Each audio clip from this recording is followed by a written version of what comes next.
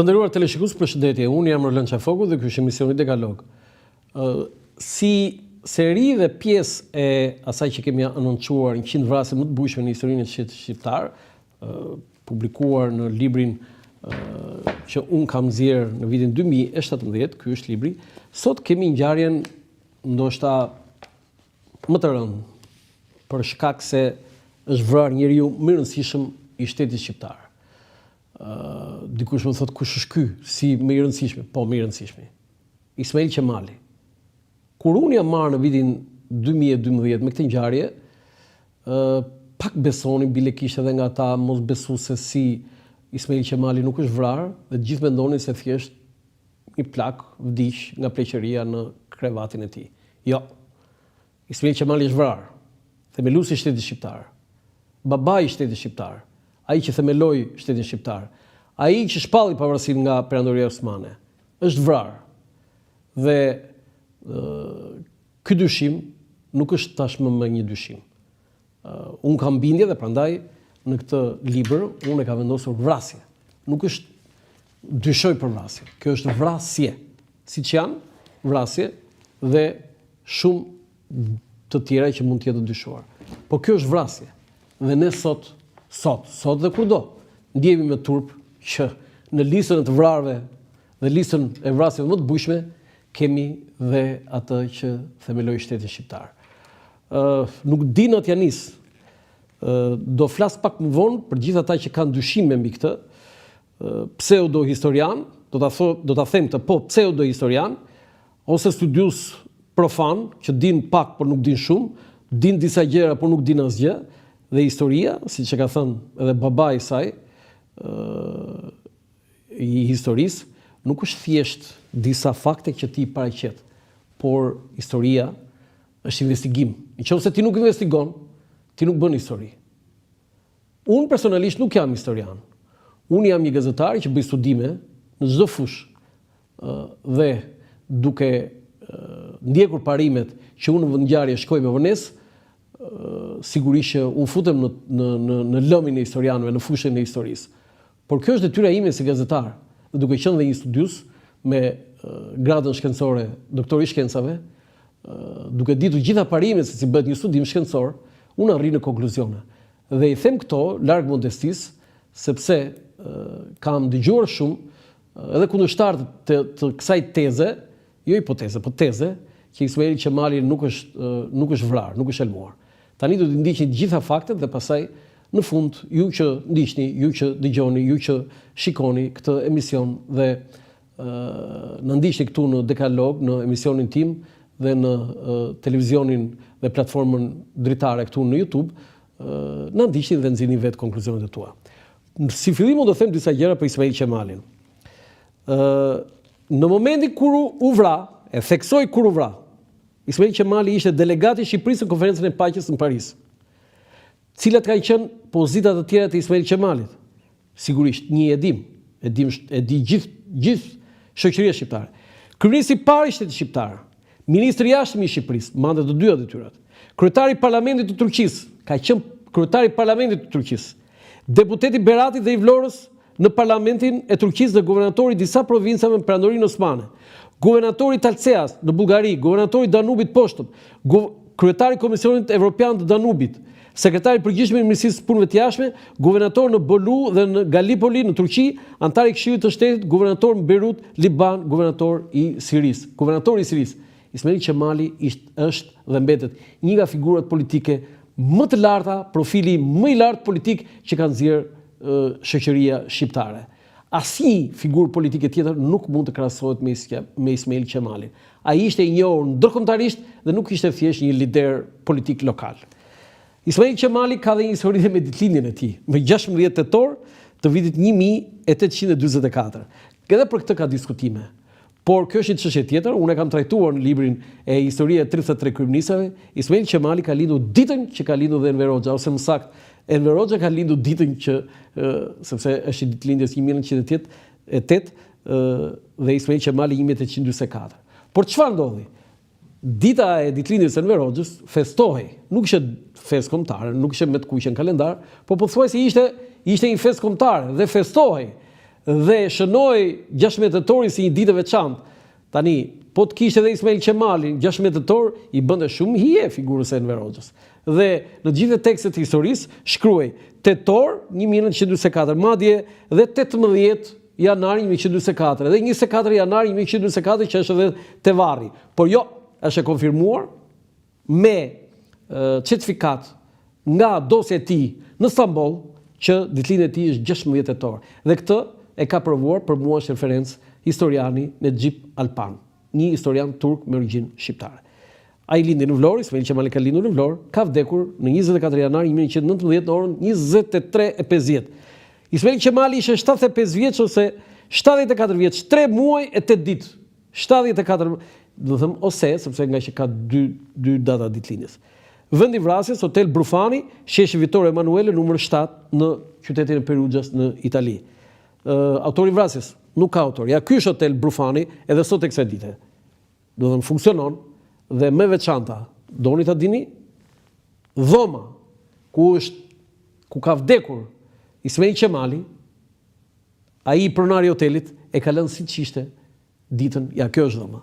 Siç ishte ditën kur vdiq Ismail Qemali. Është një dhomë tani pothuajse e shndërruar në një muze. Nuk shkon njeri atje, nuk fle njeri te ajo dhomë. Është amaneti i pronarit, i cilit i vdiq kryeministi i Shqipërisë, këtë, më vdiq ai kryeministi i Shqipërisë. Do t'i them më poshtë. 10 fakte për Ismail Qemalin, për ngjarjen. Ismail Qemali vdiq befas, duke pritur në Itali që të shkonte delegat në konferencën e paqes në Paris. Pra, ai po rrinte në Hotel Brufani, duke pritur për të shkuar në konferencën e paqes në Paris, dhe atje do kishte një rol shumë të rëndësishëm. Ja, ky është hoteli në një pamje tjetër. Ismail Qemali ishte ftuar nga kryeministi i Italisë Orlando për të takuar një takim që nuk ndodhi kurrë. Pra, pse shkoi Ismail Qemali në Perugia? Shkoi aty në Hotel Brufani sepse e kishte kërkuar takim kryeministi i Italisë Orlando. Dhe nuk ndodhi ky takim, nuk e takoi kryeministi. Mungesa e Ismail Qemalit në konferencën e paqes në Paris i hapi rrugën disa politikanëve, mes tyre dhe Esat Pashtoptanit. Rivaliteti tyre dihet. Nuk ka nevojë t'i futemi. Esat Pashtoptani nuk e donte Ismail Qemali, dhe Ismail Qemali e dinte që kishte një armik të betuar. Me vdekjen e Ismail Qemalit, Esat Pashtoptani ishte ai që ishte aq i lirë në konferencën e paqes në Paris, madje shkoi atje dhe paraqiti edhe si kryeminist. Dhe kur në një nga takimet takoi presidentin Wilson, i tha unë jam kryeministri i Shqipërisë dhe etj. Kur shkoi me të vërtetë kryeministri i Shqipërisë, Turan Pashpërmeti, dhe tha unë jam kryeministri i Shqipërisë. Më falni, tha presidenti Wilson. Sa kryeminista ka Shqipëria? Një, tha i unë. Para te tha më erdhi njëri, tha me emrin Esat Pashtoptani. E kuptoni domethënë këtë tani? Ismail Qemali shqiptoi këto fjalë përpara se ndronte jetë. Më hëngërt me të pabes. Tani kur një njeri ndron jetë dhe fjalët e fundit thotë çfarë është kjo? A mund të themi ne që këtu nuk ka gjë? I biri Ismail Qemali dhe temi, cili ishte në krah të babait, pati shqetësime me organet trese pas konsumimit të kafes. Ai mori mjekim në spital dhe shpëtoi nga vdekja fal organizmit të forcës ushtarak që ishte dhe moshës së re. I biri e temi. Pronari i Hotel Brufanit në Perugia, ku ndodhi vdekja, ka deklaruar përpara se të vdiste se pengu i jetës vet ishte elmimi i kryeministit të Shqipërisë në pronën e tij. Pronari i Hotelit Brufani pagoi gjithë shpenzimet e sjelljes së trupit të Ismail Qemali nga Perugia në Vlorë, duke marrë pjesë edhe vetë në ceremoninë e varrimit të tij në Kanin. Tani kishte ndonjë detyrim pronari i hoteli ndaj një klienti që vdes aty, nëse do ishte një vdekje natyrore, i pagoi të gjitha shpenzimet e varrimit, shkoi në Vlorë deri në Kanin dhe shoqëroi trupin dhe mori pjesë në të gjitha ritet.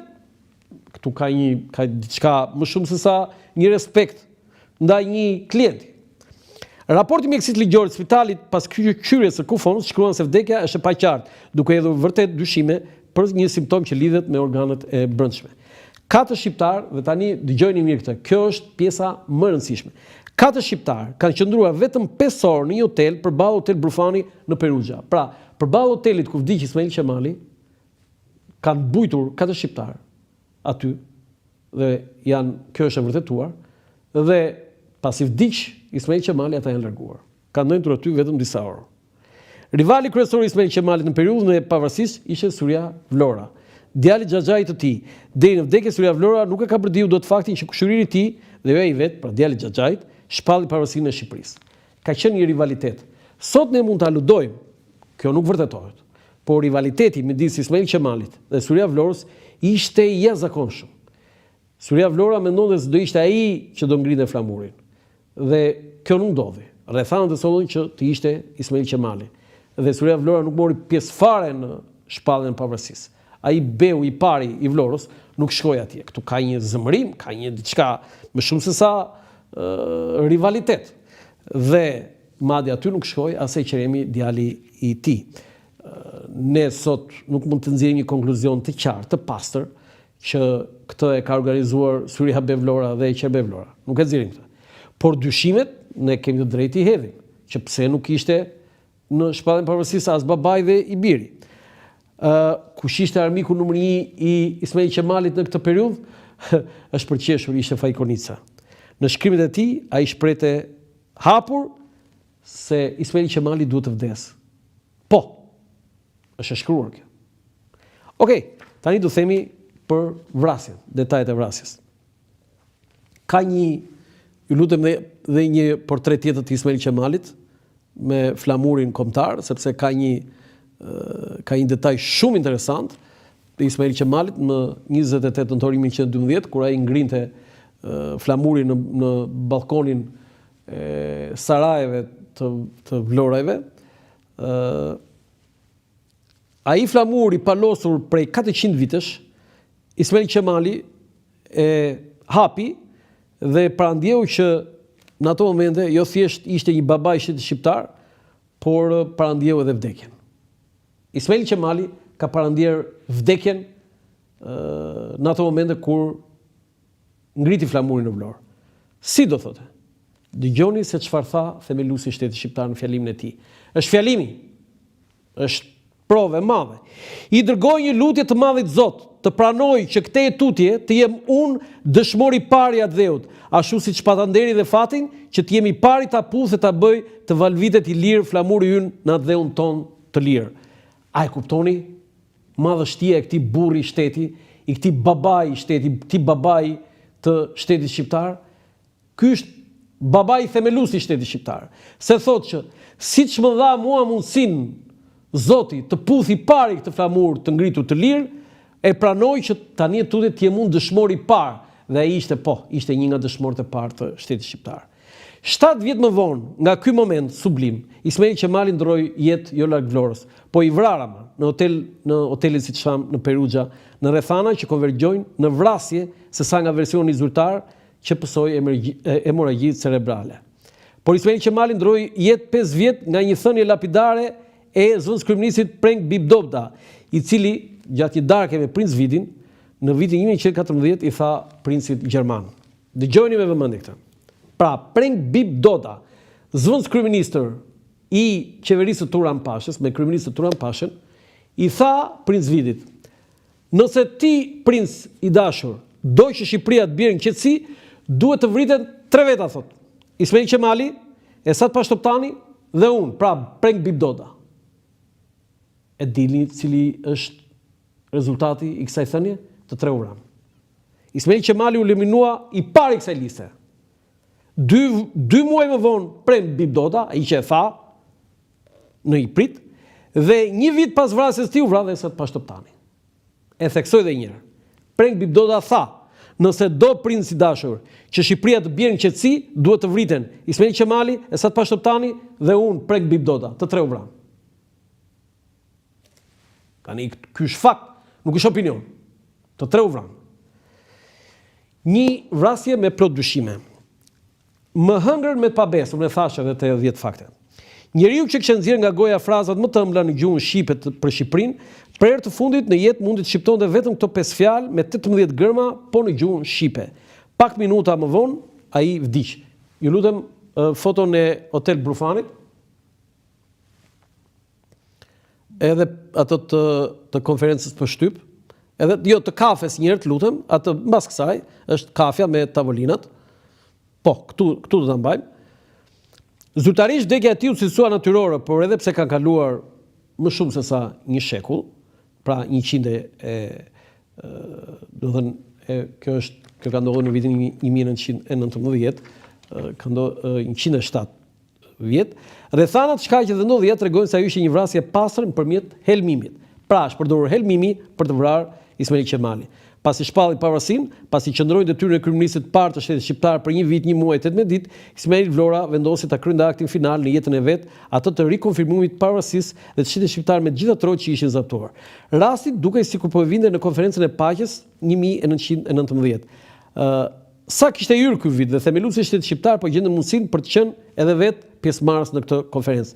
Me premtimin e liderëve të Italisë deri te kryeministi Orlando, Ismail Vlora po bëhej gati të shkonte në kryeqytetin francez për çështjen e madhe të Shqipërisë së vogël. Por entuziazmi po i lindte vend të zhgënjimit që po dukej në horizont. Ja çfarë shkruan vetë Ismail Qemali në kujtimet e tij në një letër vetëm 4 ditë para vdekjes. Sot është dita vendimtare e Shqipërisë. Do të ngjallemi apo do të vdesim? Unë dua Shqipërinë në regjimin demokrat e federal për popullin shqiptar. Pse të thoshte ai duhet ngjallemi, do të vdesim? Çfarë kishte? Ai post shtetëror nuk kishte, ai një pozitë nuk e kishte. Pse e thoshte këtë? Teksa në një dhomë hotel Brufani po prisë lajmi për të takuar politikanët italianë, ndodhi krejt papritur vdekja e tij. Një vdekje shokuese jo vetëm për 2 djenë që nuk ju ndan deri në çastet e fundit të jetës, por edhe për ata që mësuan këtë lajm. Etem Vlora, djali i Ismail Qemali që ishte me të kur vdiq, ja ka treguar kryetarit të Bashkisë së Vlorës Ali Aslanit qëndrimin e tyre në Perugia. Pra, djali nuk ju nda asnjëherë babait vet. Dhe ja çfarë i ka thënë Ali Aslanit Etem Vlora, i biri. Një ditë i përgatita babait një konferencë për gazetarët.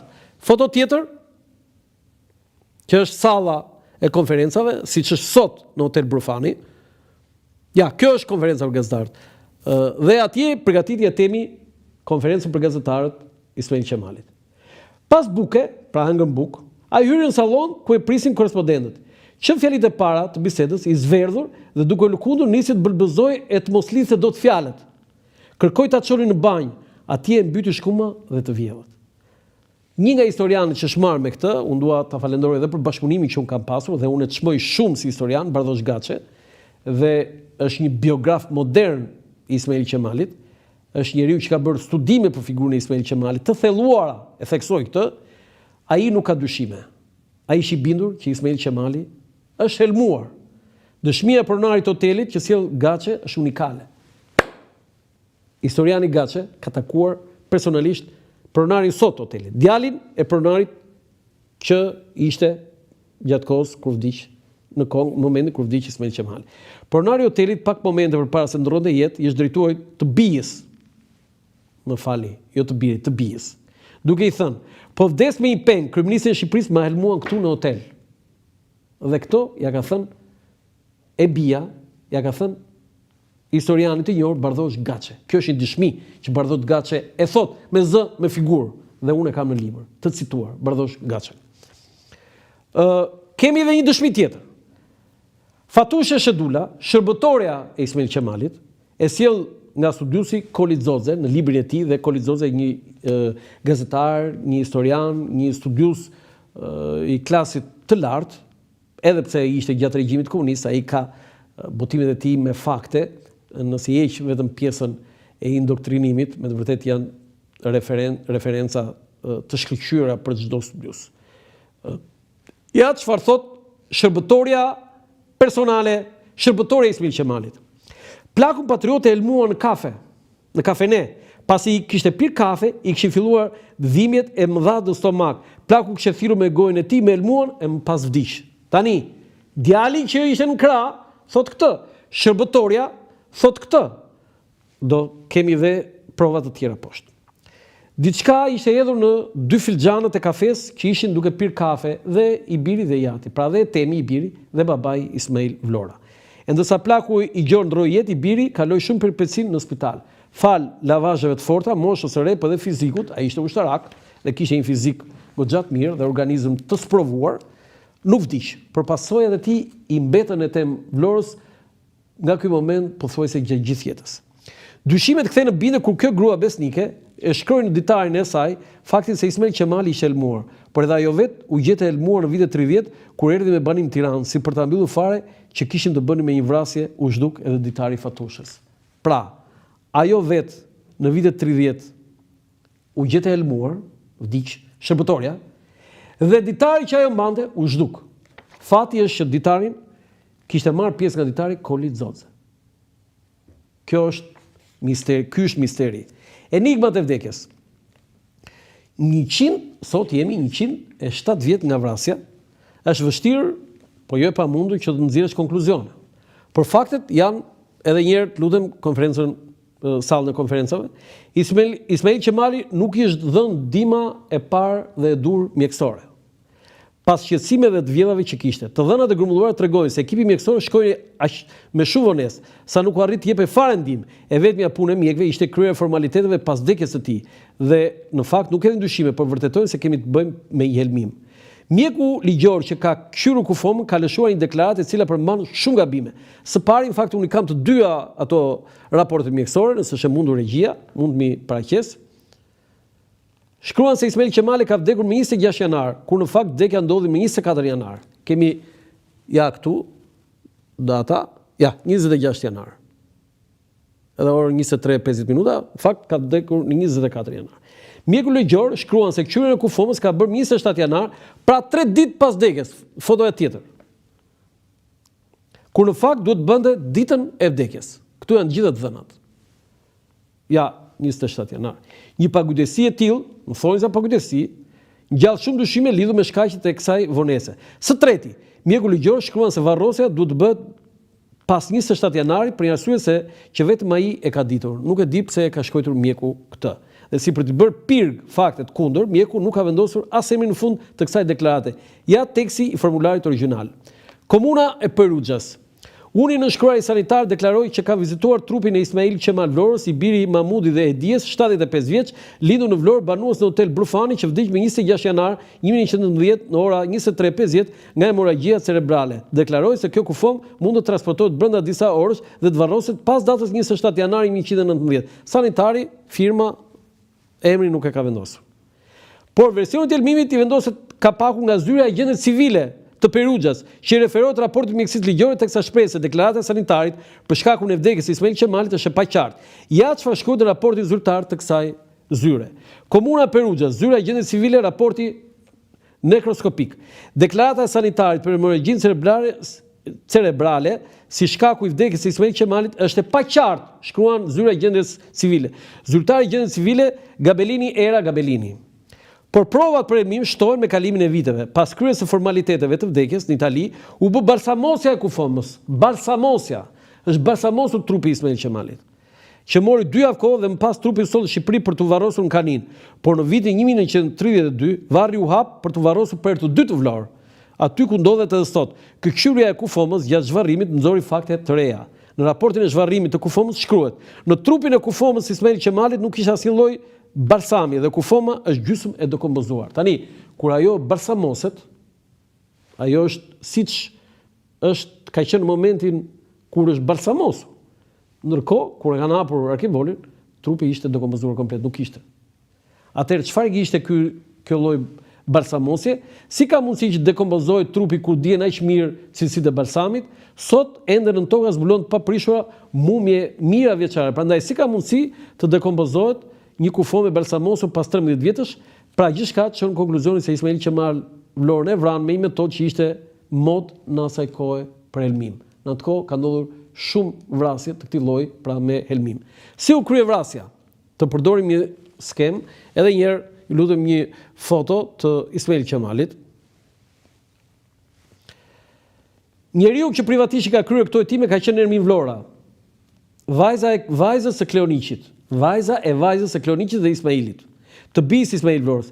Ja çfarë thot historiani Bardosh Gaçe për atë që ka bërë Nermini, një nga pasardhësit e Ismail Vlorës. Ismail Qemali është vrarë, domethënë elmuar nga njerëz që nuk donin që ai të merrte pjesë në konferencën e paqes në Paris, sepse donin të ketë këtë konferencë ta zotronte Esad Pashtoptani. Autorët janë njerëz të afërm të Esad Pashtoptanit. Janë niprit e tij që janë autorë të kësaj vrasje. Unë me Nermin Vlorën, besën e Ismail Qemalit, kemi investiguar për këtë vdekje. Kemi kontaktuar edhe me policinë e Perugjës dhe gjithë gjurmë na çonin në një hotel përballë Hotel Brufani ku qëndronte Ismail Qemali, i cili ishte 35 metra përballë tij. 4 shqiptarë kanë udhëtuar me tren drejt Perugjës më 24 janar 1919 dhe kanë mbujtur në një hotel përballë Hotel Brufanit. Ata kanë paguar kafexhiun në Hotel Brufanit. ai ka hedhur helmin në kafe. Biografi Bardhog Gaçe, këtu është ajo që quhet pengu i pronarit të Hotel Brufanit. Kafexhiu ti ka hedhur helmin te kafja e Ismail Qemalit. Biografi Bardhog Gaçe nuk ka asnjë dyshim është i bindur që Ismail Qemalin e ka vrarë, pra helmuar. Po kush e helmoi kryeministin e parë të shtetit shqiptar dhe babain ton themelues të këtij shteti? Vrasit shqiptar kanë blerë kafexhiun që përgatiti kafen për Ismail Beun dhe djalin e tij Ethem Beun. E bie pronarit më ka treguar se Jati vdiq me një peng, që ishte helmimi dhe jo vdekja natyrale e Ismail Qemalit. Janë fjalët e historianit Bardhog Gaçe. Është një historian serioz, i besueshëm, e profil të lartë, jeton në Vlorë, nuk është e thënë të jetojnë në Tiranë, se nuk është e thënë që të mençurit e Shqipërisë jetojnë vetëm në Tiranë. Është një historian punëtor, guxoj të them që edhe shumë materiale të tij janë vjedhur, janë përvetësuar. Por Bardhog Gaçe është nga njohësit më të mirë të historisë së periudhës së pavarësisë dhe jo vetëm. Është një historian që të gjithë duhet kemi respekt për të. Po kush e donte vdekjen e Ismail Qemalit? Armiku numër 1 i Ismail Qemalit ishte Esad Pashtoptani, që jo vetëm nuk e aprovoi qeverinë e Vlorës dhe nuk pranoi ofertën e Ismail Qemalit për të bërë pjesë e qeverisë, por bëri dhe një akt të pistë, të ndyrë.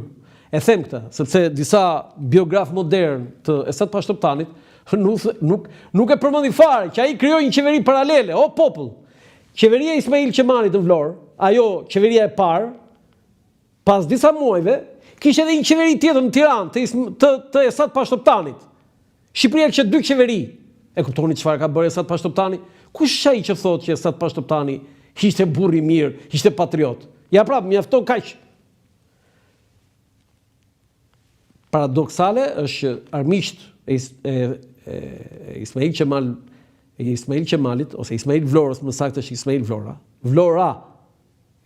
E kam shpjeguar në librin e Historia e 33 kryeministëve që mbiemrin e tij u ndryshoi me vendim të posaçëm dhe e kam shpjeguar në vitin 2012. Disa studius ose profan që e thonë këtë edhe në studio, po nuk i referohen, ju them thjesht modestisht, sepse një gjë, kur nuk është e jotja, nuk është e jotja. Nëse është e jotja, bravo, bujrum, po refero, se një studius serioz ka referenca, që i referoj tjera, ka dhe gjërat e vetë. Dhe unë jam krenar që kam botuar certifikatën e familjes Vlora, Ismail Vlora, edhe të tjerë Vlora. Dhe certifikatën tjetër që është ndryshuar, është vënë vizë mbiemrit Vlora dhe ka vënë Qemali, Ismail Qemali. Ismail Qemali ishte mbiemri i mezit. Armiqtë e tij ishin familja Vlora, pra brenda familjes. Unë nuk dua të hyj kësaj, sepse është një çështje jo pak e koklavitur, dhe nuk kam bindjen, e theksoj këtë, nuk kam bindjen që Syria Vlora, Qembe Vlora kanë gisht në vrasjen në helmimin e Ismail Qemalit. Nuk kam bindje për këtë, dyshime kam, por nuk kam bindje, dhe kur nuk kam bindje, unë nuk mund ta them këtë gjë, ndonë se disa janë të bindur, por unë nuk e kam këtë bindje dhe nuk e kam guximin kur nuk kam bindjen. Unë kam guximin kur kam bindjen. Bindja që Ismail Qemali është helmuar, më bën që të kem guximin të them ata e kanë vrarë. Pik. Domethënë këtu nuk ka dyshim. Nuk vdiq nga hemorragjia cerebrale Ismail Qemali. Vdiq nga helmimi. Kulmi është kur e Qembe Vlora rrëfen gati me imburje se nuk ishte pjesëmarrës në momentin e shpalljes pavarësisë. Unë e thashë më lart. Ajo është një pjesë shumë e diskutueshme. Ai ishte në Himar, edhe pse ai shpreh konsiderat të jashtëzakonshme për Xhaxhain e tij. I thoshte Xhaxha, po Syria ishte çun Xhaxhai me Ismail Qemali dhe ky i biri i Syriait e qermi i thrisë Xhaxha. Në momentin kur ishin rival për deputet të Vlorës, Syria Beu thot një frazë shumë të rëndë për Ismail Qemalin. 1908. Dëgjojeni. Një 100 vjet vlonjat, një 100 vlonjat kishin vajtur në bari për të pritur Ismail Qemal Ben. Pritën një javë dhe u kthyen në Vlorë kur mësuan se njeriu që prisin shkoi në Athinë në udhë të Napolit. Shqiptarët janë si foshnja, të paditur dhe pa opinion. Syria Vlora gjithmonë, sa arriti turpi i barit, një 20 vet, vanë dhe pritën në Korfuz. Kur arriti në Vlorë dhe ata që se donin i duan përpara për ta pritur. U afën 10 topa, gjithë gjithnjë kuajt e qeres kur hyri Ismail Qemali dhe i morën krah, pra hoqën kuajt dhe karrocën me Ismail Qemalin e mbajtën në krah. E ka bërë Vlora këtë akt. Vlonjatët e dinë se çfarë njeriu është Ismail Qemali, po i bëjnë gjithë kundër Ferit Pashës. Do të thënë, ta ulësh kaq shumë Ismail Qemalin dhe këtë e bën Surja Vlora, nuk është vetëm xhelozi. Mbyllet sikur Surja Vlora ta kishte armik Ismail Qemali, vazhdimi i kësaj shkon çfarë thotë. E çka ky njeri, për Ismail Beun, që e presi me saltanete, a mos ka çifligje pallate, le që s'ka sjell gjë, por është mbytur edhe në borxhe në hotelet e Evropës, ku ka rënduar si vagabond, ku ka rendur si vagabond. I thot Ismail Qemalit vagabond, Surja Vlora. Pa duan ta zgjedhin dhe deputet. Kjo nuk është xhelozi, kjo është urrëtie. Por armiku akoma më i madh i asaj kohë Ismail Qemalit ishte Fajkonica, unë e përmendëm në fillim, i cili si gjithmonë e ngjyen atësit, s'falte, Fajku po të sulmonte, do të ekzekutonte. Ja çfarë thot ai në gazetën Dielli 14 janar 1922. Shqiptarët kishin zakon të thoshin se shpëtimin dhe përparimin e shtetit ndalojnë 3 veta: Esati, Bibdota dhe Ismail Qemali. Njëri nga këta vdiq, 2 u vranë, që të 3 u zhdukun. Se më parë kishin një balans të tiranisë së Shqipërisë, despotizmin e Esatit në mes, intrigat e Bibdotës në veri, gënjeshtat e Ismail Qemalit në jug, rëndonin njëra pas tjetrës. Kur shkruan Bibdota me Ismail Qemalin, duall në ato vende një grup tiranësh dhe vagabondës të cilët menjëherë balancuar tiranin e Isatit. Jo atësit, po nuk e di. Tentativa për vrasje për Ismail Qemalin ka pasur përpara se të vdiste. Dhe kanë qenë 3 tentativa. E para, 7 shtator 1901, sultani kishte kërkuar kokën e tij si mik i Mithat Pashës, të cilin e vrau. Falëndimës që ambasadori anglez në Stamboll, N.O. Kona, i dha Ismail Qemalit bashkë me familjen e nxorën nga kryeqyteti perandorist në Stamboll, në cilën e priste vdekja e sigurt. Tentativa e dytë ishte të bënte me Gani Toptani, vllajën e Esat Pashtoptanit. Dëgjoni me vëmendje këtë. Vllai i Esat Pashtoptanit në Stamboll, sipas dokumenteve, përveç se pjesë të turprojës, Ganiu ishte pjesë të turprojës së sultanit, ishte edhe agenti i sultanit perandorisë osmane dhe nuk kishin të pakta rastet kur Ganiu kishte kryer vrasje me porosi të tij. Pra, Gani Toptani, vllai i Esat Pashtoptanit, një djalë bukurosh për kohën, dhe ishte edhe një playboy me fjalorin e sotëm, ai ishte bodyguardi i tij, po ishte edhe pjesë e shërbimit të krejt. Ai ishte ekzekutor, vriste Ganiu, sipas porosive të sultanit. Po ka një ngjarje. 2 miqtë e Ismail Qemalit i thanë se sultani kishte urdhëruar, i thanë Ismail Qemalit që sultani kishte urdhëruar Gani Toptanin për ta vrarë. Në bisedë sipër i kishin thënë që Ismail Qemal Vlora se Ganiu i kishte garantuar që edhe pse sultani kishte dhënë urdhër, ai nuk do ta vriste Ismail Qemalin. Në të kundërt do arratise ose do vriste vete. Pak kohë më vonë Gani Toptani u vra. Publicitet, kthehemi për 10 misteret.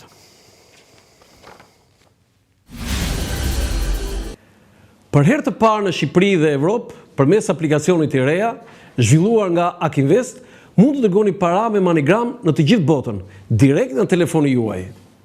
Dhe kjo do të kushtojë sa gjysmën e komisionit që do të paguanit nëse ju do të shkonit në çdo sportel.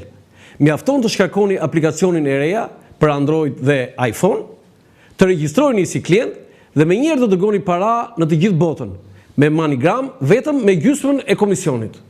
Bëj zgjedhjen e zgjuar, dërgo para me MoneyGram në aplikacionin e reja. Jemi gjithmonë me emisionin Dekalog këtu në Dritare TV. Falenderojmë institucionin monetar MoneyGram Akinvest për mbështetjen që bën emisionin Dekalog këtu në Dritare TV. Po flasim gjithmonë për vdekjen, vrasjen misterioze, vrasjen e theksoj të Ismail Qemalit. Kemi 10 mistere të renditura për këtë vrasje. 1. Përse Ismail Qemal Vlora u izolua në Perugja të Italisë dhe si u arrit kjo? 2. Cilat ishin arsyet përse njoftoi mbajtjen e konferencës për shtyp? Çfarë do të thoshte ai aty? 3. Përse nuk u dha ndihmë e dur mjekësore kur po shfaqte probleme serioze me shtetin? 4. Përse balsamosja e kufons nuk u krye me cilësinë e dur? 5. Përse procesor bali policisë Perugjas për vdekjen ka qenë pa të dhëna? 6. Cilët ishin ata shqiptarët që atë ditë udhëtuan në Perugja, zunë vend në një hotel përballë tij, ku qëndronte Ismail Qemali dhe ndendën aty vetëm pesor? 7. Përse vajza e pronarit të hotelit ku vdiq Ismail Qemali ka thënë se jati kishte pengun e jetës Elmimin sipas tij dhe jo vdekjen e Ismail Qemalit? 8. Kujt i interesonte eliminimi i Ismail Qemalit dhe kush përfitonte nga ky eliminim? 9. Kujt i hape rruga për karrierë politike dhe sundim të Shqipërisë? 10. Si ka mundësi që shërbëtorja e Ismail Qemalit, Fatushe Shedule, që kishte shkruar në ditarin e saj se Ismail Beu ishte elmuar, u gjet dhe vetë elmuar në shtëpinë e saj në Tiranë dhe ditari i saj u zhduk? Kemi disa shifra. 35 ditë izoluar qëndroi Ismail Qemali në Hotel Brufani. 35 ditë ishte një izolim. 5 fjalë ose 18 gërma shqiptoi Ismail Qemali pak sekonda përpara se të diste. Më ëngër, më të pabes. 14 ditë ka zgjatur balsamosja kufomës Ismail Qemalit nga mjekët italianë në Perugia. 2 varrime ju bën kufomës Ismail Qemalit, i pari dyja pas vdekjes në Kaninë dhe i dyti në vitin 1932 në 20 vjetorin e shpalljes së pavarësisë. I kalojmë tani të gjitha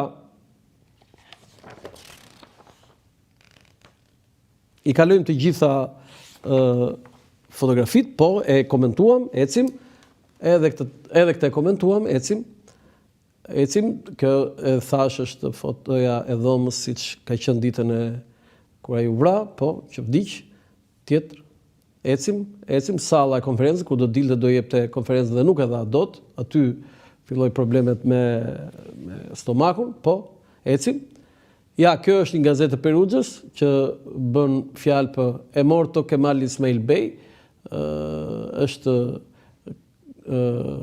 kronika e qytetit, pra që bën fjalë për vdekjen e Ismail Qemalit në 26 janar, thot, në orën 23:30 në Hotel Brufani, thot, është konfirmuar nga spitali, nga mjekët nga spitalit, Ismail Kemal Bey de Vlora. Kjo është më e saktë. Dhe të gjithë raporti për çka ka ndodhur për ngjarjen, për gjitha ku ishte Ismail Qemali dhe kush ishte ai dhe moshën e tij, 75 vjeç e tjera. Foto tjetër. Këto e shpjegova dhe foto tjetër e raportit për vdekjen e tij e komunës Perugia. Kjo është një dosje për gjithë ata që më ndjekin, pse e vura këtë? Që t'u tregoj që në kërkimet e mia nuk janë thjesht vetëm pjesa e referencave, por janë edhe disa dosje të Ismail Qemalit. Jeta politike quhet e Ismail Qemalit. Fotografi nga ceremonia e varrimit të Ismail Qemalit 1990 dhe rivarrimi i tij në Kanis në Kaninë më 1932. Do të thonë 1990 dhe 1932. Dhe e kam studiuar fije për pe këtë dosje. Kush ka dyshime, atje në arkivin e shtetit është këtë dosje, le të vej ta shikoj. Se atje i ka të gjitha të dhënat për Ismail Qemal Vlora. Po, foto tjetër, janë disa foto që unë i kam marrë. Ja, kjo është sjellja e trupit nga Italia në Vlorë për të varrosur në Kaninë. E kanë sjellë italianët. Aty ka ndodhur madje edhe një incident, sepse ai ishte mbështjell me flamurin shqiptar dhe donte një italian ta ishte dhe ka ndodhur një incident, jo, i thanë ata, dhe arkivoli u mbulua sërish me flamurin kuqezi shqiptar, atë flamur që ai e ngriti në 28 nëntor. Foto tjetër. Ja, kjo është, këtu duhet jemi, por këtu jemi në Perugia. Arkivoli i Ismail Qemalit përcillet nga Perugia, shikoni sa popull dhe njerëz ka, e përcjellin për në anije dhe pastaj nga aty kalojnë në Vlorë dhe pastaj në Kaninë, varrosat e Kaninë. Po, foto tjetër. Ky është varri i vjetër në Kaninë. Varri i vjetër në Kaninë. Do thënë, pjesa e monumentit, se varri nuk është më atje, pjesa e saj.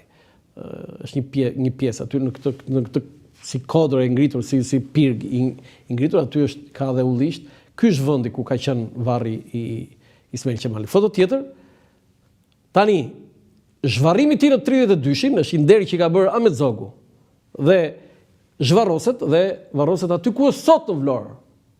Ku është sot në Vlorë dhe ai monument aty është bërë nga Odise Paskali. Ja, shikoni se si është nderimi për mbret, është duke një paria e qytetit dhe e shtetit në atë kohë.